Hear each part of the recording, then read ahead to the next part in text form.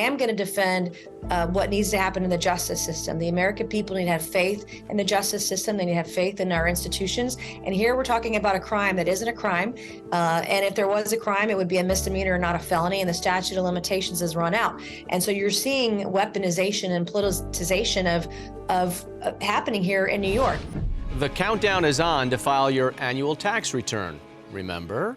And lurking in the background is a proposal from the Biden administration to raise taxes nearly $4.7 trillion on top of the $700 billion that's part of the already approved Inflation Reduction Act. South Carolina's Congresswoman Nancy Mace wants to do something about that, and she joins us now. Congresswoman, thanks for being with us. Thank you for having me tonight. So obviously the economy is struggling. Why would anyone in the Biden administration want to take more money from Americans who are struggling? That's exactly right. With inflation as high as it is, the debt at $31 trillion, spending out of control, why in the world would you raise taxes on hardworking Americans? And that's the big question. That's the million-dollar question today, because the way to reduce inflation and to grow the economy the way that it needs to be done to tackle our debt and our deficit is that you need to do the opposite of that. You need to lower taxes, number one, and reduce the amount of spending by the federal government, reduce the waste, reduce the fraud and abuse that we see happening that's so pervasive throughout the federal government across the country.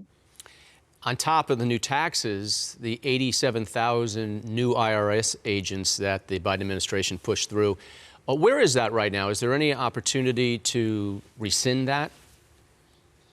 Well, Republicans voted to rescind that earlier this year as one of our first votes in the House of Representatives. Unfortunately, because the Senate is controlled by Democrats, that bill isn't going anywhere. Like many of our Republican bills right now, very, very few have an opportunity to actually pass through the Senate because it's controlled by Democrats. This is why elections do matter, and they do have consequences. And so right now, if we want to do anything for the American people, and this is a good thing, I believe, but we've got to have both sides work together to do that. And that means sometimes you got to shake hands with someone who has very different political views than you do up on the Hill. Nothing more frightening than getting a letter from the IRS. What's going on with the debt ceiling and those talks? Right. Well, that's a good segue into the debt ceiling. We'll have a debt ceiling fight this summer, but I haven't seen a Republican plan on spending. How are we going to reduce spending? How are we going to address the debt ceiling? I mean, for year over year, both Republicans and Democrats increased spending exponentially, and both sides have increased that have unwavered support for increase the debt ceiling year over year. But this year, I mean, that's not something I'm going to be supportive of without a balanced budget or some sort of budget plan to reform our spending over the next decade or so that's responsible and reasonable, and I think could be bipartisan. But we don't have a plan right now. And it's very disturbing to me as a conservative, as a fiscal conservative who wants to lower taxes, rein in spending, and find and see some budget reforms. This is the way we can do it, by utilizing the debt ceiling vote to get some of those reforms together with Democrats and Republicans working together. But that's not what's happening right now. And everyone should be concerned and should be reaching out to their representatives about what are we doing to address this issue, because June will be here before we know it. We've seen this play out before. If there is a shutdown of the government, Republicans will get blamed, and then they generally retreat. What would be different this time if there's a shutdown, and what's the messaging like for the Republicans going to be? It's hard to say with the makeup of Congress today, but you're right. Historically, we've gotten blamed for the shutdown and then we retreat back.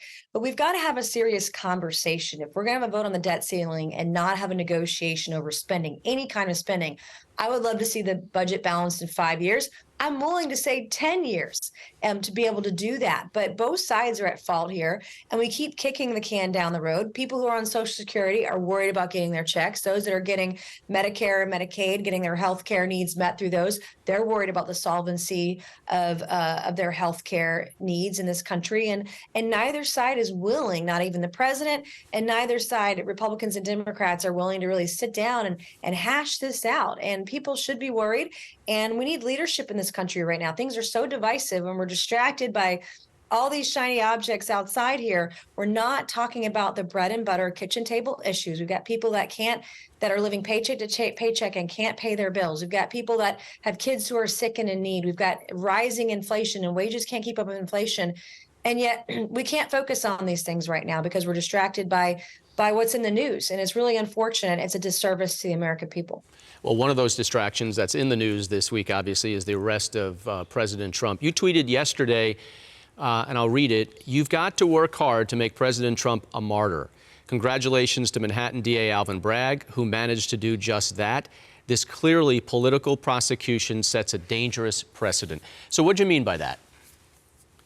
Well, clearly, if you look at the case and the charges against the former president, there is no case here. And everyone knows that that President Trump and we have had our differences. In fact, he tried to primary last year and we won. We were the only Republican race to win last year. So we've had our differences. But this is very different. And I'm not going to defend him or what he's done in his personal life, but I am going to defend what needs to happen in the justice system. The American people need to have faith in the justice system. They need to have faith in our institutions. And here we're talking about a crime that isn't a crime. And if there was a crime, it would be a misdemeanor, not a felony. And the statute of limitations has run out. And so you're seeing weaponization and politicization of happening here in New York. Yet in New York City, the Manhattan DA, there's violence every single day. They have shootings, they have robberies, they have break-ins. And they're letting those people go, and yet this is what he's so concerned with, and it's disheartening, and you see it both sides weaponizing issues for political gain, and that's what this is today. So let's talk about China in our final minute here. So they are clearly working with some of our enemies. They're trying to weaken the dollar. Mm-hmm. We've got TikTok. Is it possible for China to still be a friend that we deal with at times and an enemy? Well, China, first of all, communist China, the Communist Chinese Party cannot be trusted in any way, shape, or form. They can't be trusted with their intellectual property. They can't be trusted on business deals and contracts. And yet now they are joining alliances and forming relationships and deep alliances with Russia and with Iran. And these are not friends of the United States. So China is no friend to the United States. And we've heard a lot about TikTok in the news lately. Again, another distraction. But TikTok at least is willing to partner up with an American company like Oracle to protect American data. We've got to take, rather than be distracted by TikTok, we've got to take trade seriously with China. We've got to take our supply chain and start finding ways to start to at least decouple and move away from all the manufacturing reliance that we have on China. We've got to find other ways to support our supply chain and our manufacturing production lines here in the U.S., in Mexico, Central and South America, bring that manufacturing closer to home so we're less reliant on someone who's clearly not an ally and not a friend. Congresswoman Mace from the Low Country of South Carolina. Thanks so much for being with us again on Centerpoint. Thank you.